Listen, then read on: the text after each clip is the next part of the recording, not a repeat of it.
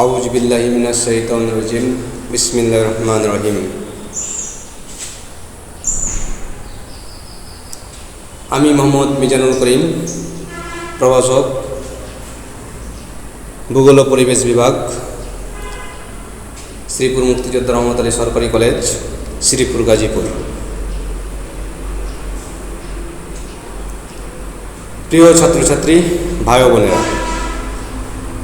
আশা করি আল্লাহর রহমতে তোমরা ভালোই আছো। আমিও তোমাদের দোয়ায় ভালো আছি। বাংলাদেশ সরকার কর্তৃক যে অনলাইন ক্লাস, এই অনলাইন ক্লাসে তোমাদের শুভেচ্ছা ও স্বাগত। আমি আজকে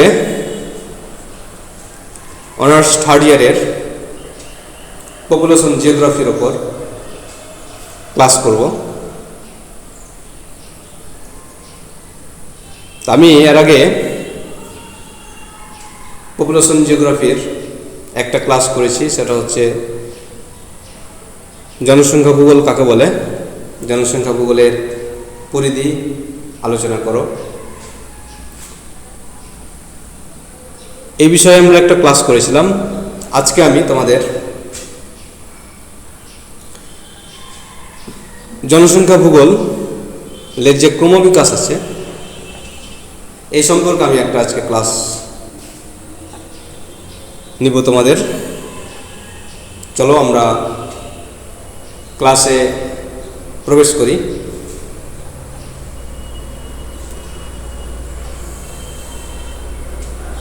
জনসংখ্যা ভূগোল 1953 সালের পূর্বে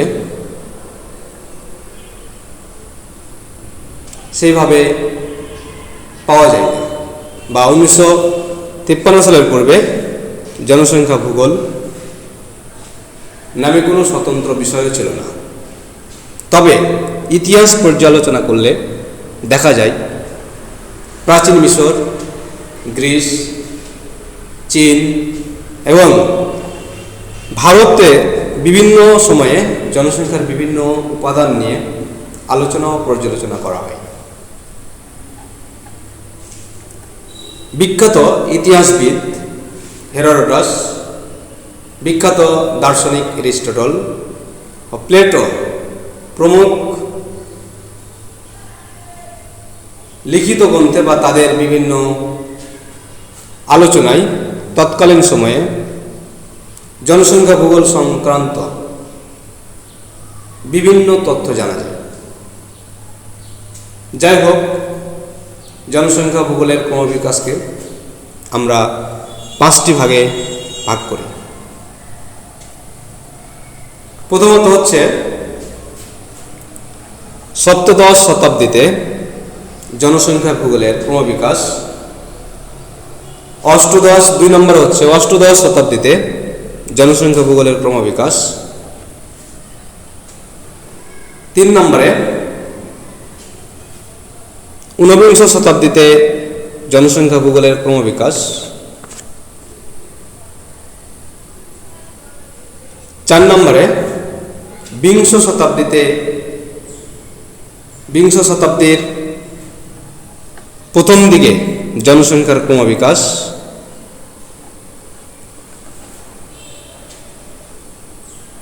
5 নম্বরে 1950 সালের পর জনসংখ্যা ভূগোলের ক্রমবিকাশ। এইভাবে আমরা জনসংখ্যা ভূগোলের ক্রমবিকাশকে 5টি ধাপে ভাগ করলাম। এখন এই ভাগগুলোর বর্ণনা হবে। তো সপ্তদশ শতাব্দীতে জনসংখ্যা ভূগোলের ক্রমবিকাশ প্রথম নম্বরেই আমরা যেটা আলোচনা করছি, সপ্তদশ শতাব্দীতে জনসংখ্যা ভূগোলের ক্রমবিকাশ। এই শতাব্দীতে কিছু বুদ্ধিজীবী জনসংখ্যা ভূগোলের তথ্য সংগ্রহ এবং বিশ্লেষণের কৌশল আয়ত্ত করে। ব্রিটিশ রাজা অষ্টম হেনরি 1935 সালে সে দেশে প্লেগ রোগে মারা যান। তার সংখ্যা লিপিবদ্ধ করার জন্য সিদ্ধান্ত নেয়। এরপর জন গ্র্যান্ট, স্যার উইলিয়াম পার্টি এবং এডমন্ড হেলি প্রমুখ বুদ্ধিজীবী জনসংখ্যার বিভিন্ন উপাত্ত সংগ্রহ বিশ্লেষণ পদ্ধতি প্রবর্তন করেন এবং জীবন সারণী তৈরি করেন। সমসাময়িক সময়ে গ্রেগরি কিং ইংল্যান্ডের ভবিষ্যৎ জনসংখ্যার পরিমাপ করেন। এই সময়ে জার্মানি, ফ্রান্স, সুইডেনের কিছু লেখক জনসংখ্যার বিভিন্ন দিক নিয়ে বিভিন্ন ধরনের আলোচনা ও পর্যালোচনা এবং বিশ্লেষণধর্মী প্রবন্ধ রচনা করেন বা প্রকাশ করেন, যা পরবর্তীতে জনসংখ্যা ভূগোলের গোড়াপত্তনে অগ্রণী ভূমিকা পালন করে। 2 নম্বর, অষ্টাদশ শতাব্দীতে জনসংখ্যা ভূগোলের ক্রমবিকাশ। এক সময় বিশ্বের কোনো দেশে জনসংখ্যা তেমন একটা সমস্যা ছিল না, থাকলেও এই বিষয়টি নিয়ে মানুষ তেমন একটা আলোচনা বা পর্যালোচনা করে না বা করেনি। অষ্টাদশ শতাব্দীতে কিছু বুদ্ধিজীবী জনসংখ্যার প্রবৃদ্ধি ও দেশের প্রাপ্ত সম্পদের মধ্যে সম্পর্ক খুঁজে বের করার চেষ্টা করেন। 1855 সালে ব্রিটিশ বুদ্ধিজীবী বেঞ্জামিন ফ্রাঙ্কলিন সে দেশের সরকারকে সতর্ক করে দেন যে জনসংখ্যার প্রবৃদ্ধি হ্রাস না করা গেলে জনসংখ্যা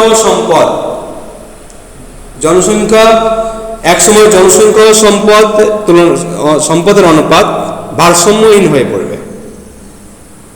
তখন দেশে নানাবিধ সমস্যা দেখা দেবে।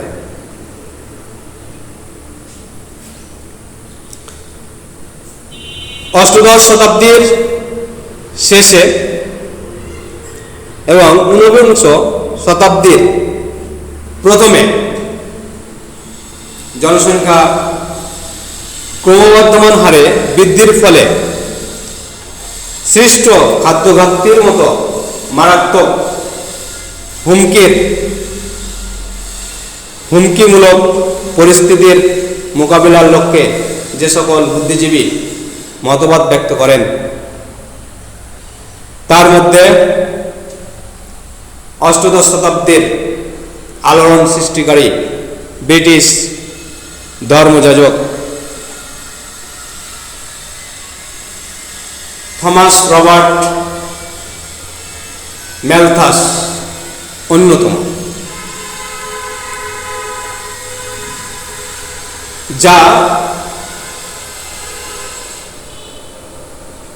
থমাস রবার্ট ম্যালথাস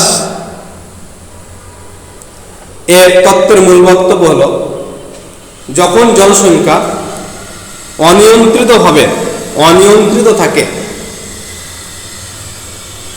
তা জ্যামিতিক হারে বৃদ্ধি পায় এবং খাদ্য ঘাটতি গাণিতিক হারে বৃদ্ধি পায়। এই যে মূল বক্তব্য, এটা তৎকালীন সময়ে বা সেই সময়ে খুব আলোড়ন সৃষ্টি করে, যা ম্যালথাস থিওরি নামে পরিচিত। তিনি জনসংখ্যা নিয়ন্ত্রণের জন্য দুটি পদ্ধতির কথা বলেছেন।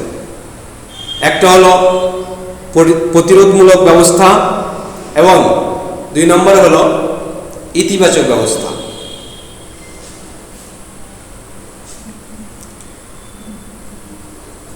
তারপর হচ্ছে ঊনবিংশ শতাব্দীতে জনসংখ্যা ভূগোলের ক্রমবিকাশ। ঊনবিংশ শতাব্দীতে জনসংখ্যা সংক্রান্ত বিভিন্ন তথ্য উপাত্ত পর্যালোচনা ও বিশ্লেষণ করা হয়। বিশ্লেষণ হলেও উহা মানবিক ভূগোলের মাধ্যমে অধ্যয়ন করা হতো। এই সময়ে জনসংখ্যার বিভিন্ন উপাদান তথা জনবিজ্ঞান ভিত্তিক উপাদানের উপাত্ত তথ্য বিশ্লেষণ করা হয়। এর মধ্যে আসে প্রজননশীলতা, মরণশীলতা, অভিগমন, আদমশুমারি, জন্ম মৃত্যু প্রভৃতি। এই সময় জনসংখ্যার বিভিন্ন উপাত্ত উপস্থাপনের জন্য বিভিন্ন ধরনের রেখাচিত্র ব্যবহার করা হতো। রেখাচিত্রের মাধ্যমে যারা জনসংখ্যার উপাত্ত তথ্য উপস্থাপন করেন তাদের মধ্যে ছিল জেসিয়া বিলান এবং উইলিয়াম ফার অন্যতম। এই শতাব্দীতে ব্রিটেন, মার্কিন যুক্তরাষ্ট্র, ফ্রান্স, ইটালি, জার্মানি প্রভৃতি দেশে আদমশুমারির কাজ শুরু হয়। যাই হোক, এই সময় ফস্টার, ব্লাচে, সোরে প্রমুখ বুদ্ধিজীবী জনসংখ্যা ভূগোল নামে একটি স্বতন্ত্র শাখা প্রবর্তনের চেষ্টা করেন, কিন্তু তারা সফল হননি। বিংশ শতাব্দীর প্রথম দিকে জনসংখ্যা ভূগোলের ক্রমবিকাশ। এই শতাব্দীর প্রথম দিকে মার্কিন যুক্তরাষ্ট্র সহ ব্রিটেন, জার্মানি, ফ্রান্স, ইতালি, পশ্চিমা বিশ্বের বিভিন্ন দেশের প্রজননশীলতা নিয়ে কাজ শুরু হয়। 1916 সালে প্রজনন হার হ্রাস পাওয়ার জন্য বা পাওয়ার কারণ অনুসন্ধানের জন্য সেদেশের সরকার একটি কমিটি গঠন করে। এছাড়া বিখ্যাত ব্রিটিশ জীববিজ্ঞানী কার্ল সান্ডার্স 1922 সালে পপুলেশন প্রবলেম নামে একটি গ্রন্থ রচনা করেন। সেই গ্রন্থে তিনি জনসংখ্যার আকার অর্থাৎ পপুলেশন সাইজ এবং ন্যাচারাল গ্রোথ অফ পপুলেশন তথা জনসংখ্যা স্বাভাবিক বৃদ্ধি সম্পর্কে আলোচনা করেন। 1936 সালে তার নেতৃত্বে ব্রিটেনে জনসংখ্যা বিষয়ক কমিটি গঠন করা হয়। অন্যদিকে এই সময়ে মার্কিন যুক্তরাষ্ট্রে জনসংখ্যার বিভিন্ন উপাত্ত নিয়ে গবেষণা শুরু হয়। এই সময় জনসংখ্যার বিভিন্ন দিক নিয়ে যারা ব্যাপকভাবে কাজ করেন তাদের মধ্যে হচ্ছে ওয়াল্টার উইলফক্স, লটকা, ডুবলিন প্রমুখ বুদ্ধিজীবী ও সমাজবিজ্ঞানী উল্লেখযোগ্য। 1950 সালের পর জনসংখ্যা ভূগোলের ক্রমবিকাশ। 1950 সালের দিকে মার্কিন যুক্তরাষ্ট্র, জার্মানি, ব্রিটেন, ইটালি, পশ্চিমা বিশ্বের বিভিন্ন দেশে এমনকি উন্নয়নশীল দেশে জনসংখ্যা বিষয়ক বিভিন্ন দিকের বেশ উন্নতি লাভ করে বা উন্নতি হয়। জাতিসংঘের উদ্যোগে বিশ্ব জনসংখ্যার বিভিন্ন তথ্য ও উপাত্ত পর্যালোচনা ও বিশ্লেষণ করা হয়। জনসংখ্যা বৃদ্ধির ফলে ভবিষ্যতে কী ধরনের সমস্যা সৃষ্টি হতে পারে তা আলোচনা করা হয়। যেটি অর্থ মনে করেন মানুষের বিচরণ, ভূমি, পৃথিবীর আঞ্চলিক পার্থক্য উপলব্ধি করাই ভূগোলবিদদের দায়িত্ব। পৃথিবীর একটি অঞ্চল অন্য একটি অঞ্চল বিভিন্ন দিক থেকে বৈশিষ্ট্যের ভিত্তিতে ভিন্ন হতে পারে। আমি আবার বলছি, একটি অঞ্চল অন্য অঞ্চল থেকে বিভিন্ন বৈশিষ্ট্যের ভিত্তিতে বিভিন্ন হতে পারে। সে সকল উপাদান অঞ্চলগুলোর মধ্যে পার্থক্য সৃষ্টি করে, তার মধ্যে মানুষ অন্যতম। একটি অঞ্চলের মানুষকে ঘিরে পার্থক্য সৃষ্টিকারী অন্যান্য উপাদানের সৃষ্টি হয়। সে কারণে অঞ্চলসমূহের মধ্যে বিভিন্ন বিষয়ের পার্থক্য সৃষ্টি হয়েছে। তিনি বলেন, জনসংখ্যা ভূগোলকে মানুষের বিজ্ঞান না ভেবে পৃথিবী এবং মানুষের মধ্যে পারস্পরিক সম্পর্ক বিশ্লেষণকারী বিজ্ঞান বেলায় উত্তম। তার মতে, কোনো নির্দিষ্ট অঞ্চলের জনসংখ্যার বন্টন ও ঘনত্ব দেখে সেই এলাকার জনসংখ্যার সম্পর্কে সার্বিক ধারণায় উপনীত হওয়া যায় না। সঠিক ধারণায় উপনীত হতে হলে সেখানকার মানুষের জন্ম, মৃত্যু, বিবাহ,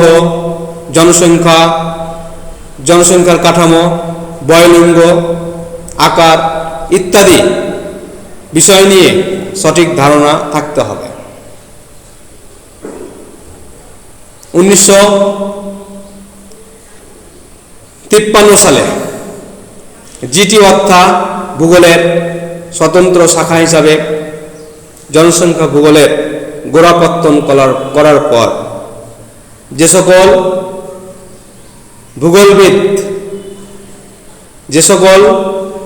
ভূগোলবিদ জনসংখ্যা ভূগোলে অবদান রেখেছেন, তার মধ্যে সবচেয়ে অগ্রণী ভূমিকা পালন করেছেন ডব্লিউ জেলেনস্কি। তিনি 1966 সালে এ প্রোলগ টু পপুলেশন জিওগ্রাফিতে জনসংখ্যা ভূগোল সম্পর্কে বলেন, জনসংখ্যা ভূগোল হল এমন একটি বিজ্ঞান যার পরিধির মধ্যে রয়েছে কোনো নির্দিষ্ট ভৌগোলিক বৈশিষ্ট্যের সৃষ্টি এবং ভৌগোলিক বিষয়সমূহের ওপর প্রভাব। তিনি আরো অভিমত প্রকাশ করেন, কোনো নির্দিষ্ট ভৌগোলিক এককে বসবাসরত মানুষের জনসংখ্যা বৃদ্ধি ও কারণ উদ্ঘাটন ও বিশ্লেষণ জনসংখ্যা ভূগোলের পরিধিভুক্ত। তিনি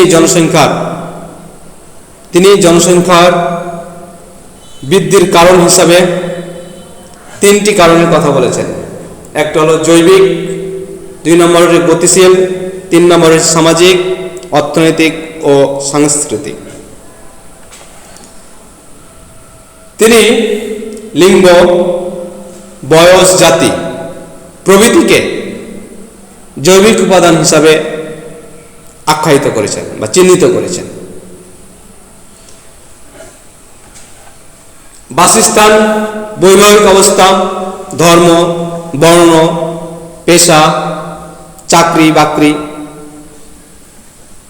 অর্থনৈতিক কর্মকাণ্ড ইত্যাদিকে আর্থসামাজিক ও সাংস্কৃতিক বলেছেন এবং জন্মশীলতা,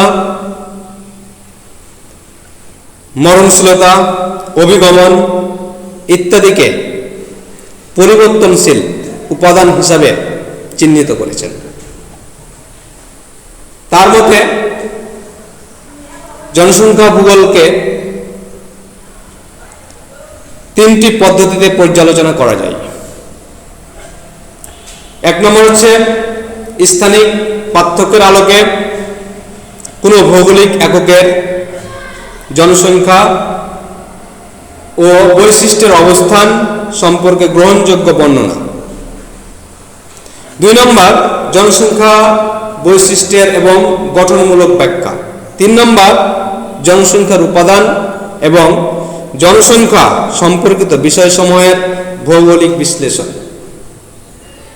আমি আবারও বলছি, তিনটা পদ্ধতিতে জনসংখ্যা ভূগোল বিশ্লেষণ করা হয়। এক নম্বর হচ্ছে স্থানিক পার্থক্যের আলোকে কোনো ভৌগোলিক এককের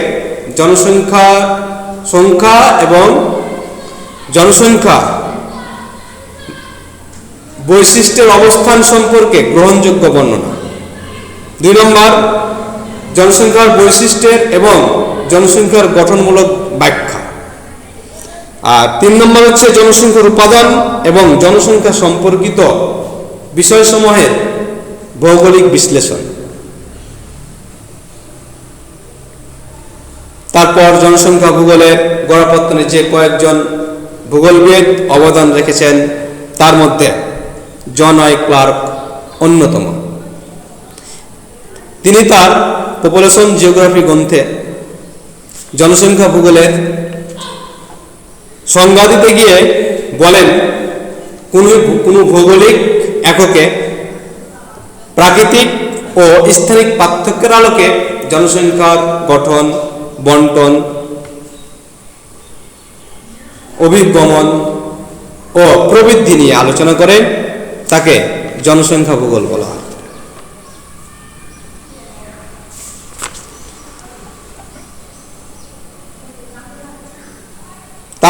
তার অভিমত হলো জনসংখ্যা ভূগোলবিদদের জনসংখ্যার স্থানিক পার্থক্য এবং তার সাথে প্রাকৃতিক, সাংস্কৃতিক ও অর্থনৈতিক বিষয়সমূহ সম্পর্কে সচেষ্ট থাকতে হবে। তার মতে জনসংখ্যা ভূগোলবিদদের একদিকে প্রাকৃতিক ও সাংস্কৃতিক পরিবেশ, অন্যদিকে মানুষের মধ্যে যে জটিল আন্তঃসম্পর্ক সৃষ্টি হয়েছে সে সম্পর্কে বিশদ ধারণা লাভ করে তা উপস্থাপন করা উচিত। তিনি জনসংখ্যা ভূগোলের বিষয়বস্তুকে 3টি ভাগে ভাগ করেছেন। এক নম্বর হচ্ছে জনসংখ্যার মোট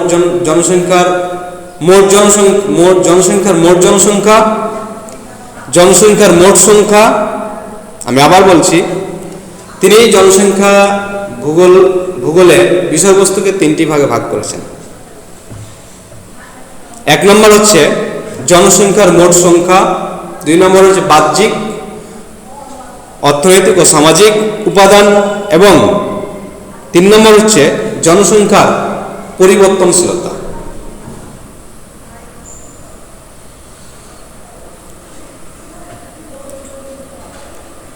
জনসংখ্যাবিদ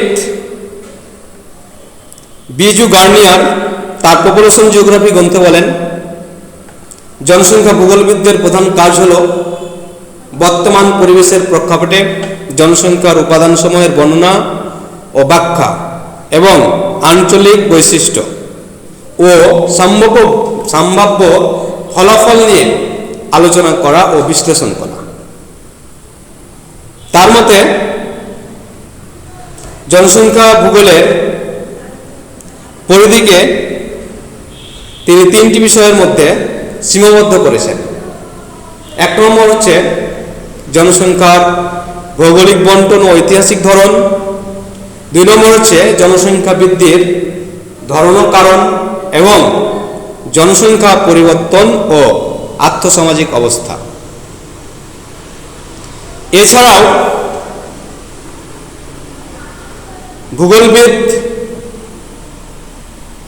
অ্যাকারম্যান, তারপর হচ্ছে P.F. গ্রিফেন, হানবি, পার্ল প্রমুখ ভূগোলবিদ জনসংখ্যা ভূগোলের উন্নয়নে যথেষ্ট অবদান রাখেন। প্রিয় ছাত্রছাত্রী ভাই বোনেরা,